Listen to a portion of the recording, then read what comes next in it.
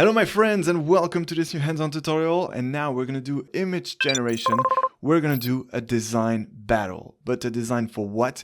Well, we're going to do a battle to design the CloudWolf mascot. Meaning, if we were to ask a foundation model to design the most beautiful wolf representing the mascot of CloudWolf, well, who would win the battle? All right, let's do this. So let's go back to Amazon Bedrock. Same, we got access to most of the model. And now this time in Playgrounds, we're going to, of course, choose image. And I'm going to open just one new tab because there are only two providers doing image generation. Indeed, if we click select model here, you will see that the model providers are Amazon and Stability AI. So of course, we're going to start with Amazon with, well, let's take the best one this time because there is not really a light version. It's just the V2 here. So let's go with the Titan Image Generator G1 V2. You probably will have a different one when you take this tutorial, but it's okay. Feel free to take the last one. Let's click apply.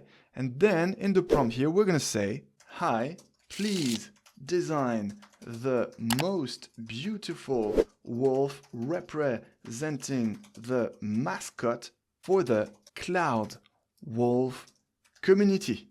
And you know what? I should even say CloudWolf AWS so that it doesn't confuse with some other CloudWolf entities. Okay, so I'm going to copy this and then same in the other image playground. We're going to select the other model, of course, by Stability AI. And here we don't have the choice. We're going to go for this one, SDXL 1.0. Once again, you might have another advanced version when you take this course. So let's click apply and let's paste that here. All right. Are you ready? Let's start with the first one, Titan Image Generator G1 V2. Let's click run. And now let's go for the second one with the SDXL 1.0. Let's click run. Okay. And now the battle is starting. Let's see what we get. It's of course going to be subjective. Maybe I'm going to choose a different winning mascot, winning model for the mascot.